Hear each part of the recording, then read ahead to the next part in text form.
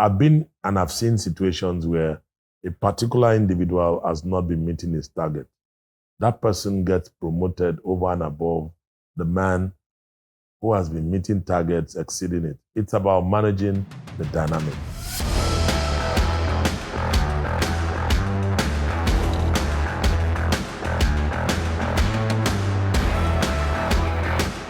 You need to be self-aware. You also need to have the knack of understanding the environment you are in and what needs to happen. By which I would say clearly, if you don't know what and where within that context of self-awareness and the nature of the environment, the chances are you might take the wrong step. So it just means that you are able to adapt yourself in different situations. It's about situational leadership, a point in time where you know, rather than delegating, you know you should be coaching. And you know at the point in time, rather than coaching, you should be enabling. You understand that rather than enabling, you should be mobilizing. And you know that at times you also need to envision or provide visioning. Situational leadership requires emotional intelligence.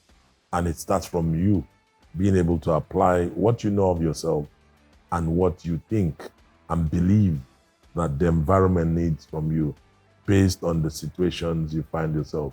It requires tact, requires wisdom, and it requires a strong measure of interpersonal skills and knowledge. It's a function of how much of your space you are allowing people to encroach on. You can always do that by setting boundaries. There can be professional relationships, but set boundaries. There can be personal relationships. You need to set boundaries. I think boundaries are essential because in every space, there needs to be some form of setback. So you know, this is how much I can allow you to get into my space. Your privacy is paramount and nobody can, take that from you. But if you do not sit within the ambit of certain principles, those principles are the things that you must, at every stage in time, communicate them so people are aware. Whenever someone strays, you also need to go through what I call consequence management. You cannot afford to say, I'm an introvert, I will not be able to say those things. You will then be bullied. You will not only be bullied, you'll be harassed, and people can take advantage of you. So you must bring out moments where those principles need to be communicated orally, verbally, to protect yourself. That's you setting boundaries, but boundaries are critical. Otherwise, you could find yourself on the wrong side of the curve. For you to cope with a difficult colleague, you must put that person or put yourself in the person's shoes without having a proper understanding, because at times it could be a function of what you hear, could be a function of what people have said to you. It could also be a function of how that person may be relating to you. So take the first step. Try to understand the person very well, be it your boss, be it your colleague, and then you need to make a choice. The choice there is within the scope of my own, what I can do. How can I bring this person to my side of the game? It doesn't take strength, but it takes character. And it takes how you will approach that person. Being nice to such a person, being kind. I've found kindness to be a gateway, as a coping mechanism. You can exchange kindness for every single ill that is done to you. You can continually exchange that kindness. It is tough, but trust me, it is one vehicle that can keep you out of trouble. It is one vehicle also that will win more hearts for you. At the end of the day, you will find that rather than have sympathetic undertakers, you will have collaborators who want to support you and make the best out of the relationship. Can professionals climb the political ladder without playing political games? You want the straight answer? The answer is no. See, you have to play this game one way or the other. Either you're a player, you're a spectator, you're a stakeholder, you are behind the scenes, but you must be playing. If you're not playing, you're actually being leveraged and used. You can't climb the corporate ladder without playing the game. The game is about understanding the situation, understanding the move you're going to make. And this is my straight recommendation to you. Go and learn how to play chess. Chess is a game of life. Chess is a game of strategy. The other thing I would recommend to you that I have done, I love mafia movies, mafia-related movies. Why? Because it tells you how to sniff and tell who's where and what moves need to be made. I love it. The third kind of movies I watch are war movies, because in the military, in the war zone, there are many things that are at play. The first thing is discipline. You need to discipline yourself. You need to have a strategy. And more importantly, that's one point where your self-leadership must soar. And your people leadership skills must soar. If you don't, then the chances are that you'll be swept away. But if you do it well and manage it well, you'll be promoted because you're managing the dynamic. It's about how you manage the dynamic. Listen, I've been and I've seen situations where a particular individual has not been meeting his target. That person gets promoted over and above the man who has been meeting targets, exceeding it. It's about managing the dynamic. Let me close this by saying, at a certain stage in your career, it's not what you know that gets you to the top. It's who you know and how you go about managing the dynamic, period. I'm sure you're wondering how you can position yourself for a leadership role and staying true to you, what you believe in and your values. I think the first thing that you need will be to look through your competency profile.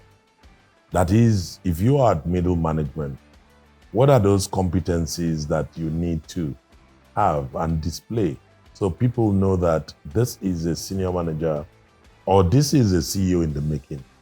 It is your expression of those competencies that will work for you. And I have a model that I've developed, which I hope to share across different masterclasses at the appropriate time.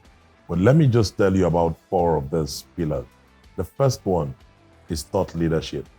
The second one is personal leadership. The third one is results-oriented leadership. And the fourth one is the people leadership. These are 4 strong pillars that will let anyone that sees you understand, because each one has certain elements you need to show, their expression. So for example, thought leadership, you will have competencies that will fall under this category. And part of it could be how you are able to utilize your judgment. And what is balanced judgment? It is a place of understanding and the fusion between the head and the heart. And how do you do this? A thought leader is one who is seen to be a master and accommodates that mastery. So for you to be considered for the next role, you must showcase what you have. If you don't have it, there's a gap. That's when you then go for skills development. That's when you go for upskilling. I see many people sit back now, take on different skills. The question is, why are you doing it? Do you need it? Do you have a gap? Or you've seen your neighbor or your colleague, everybody is running for PMP, project management. What makes you think that you lack project management skills or you need it? Is that within the paraphernalia of the transition from middle to senior management or senior to executive management? That's something you need to think about.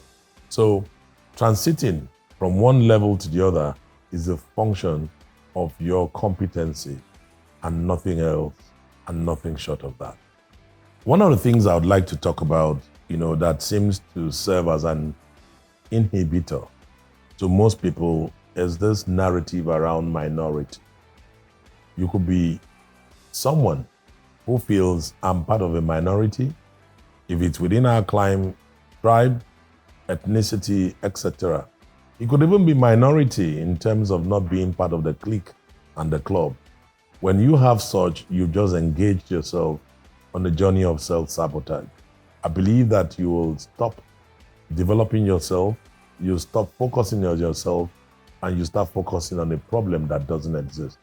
Take it from me. Wake up, smell the coffee, and say to yourself, from this day forward, I am going to be a changed person. How?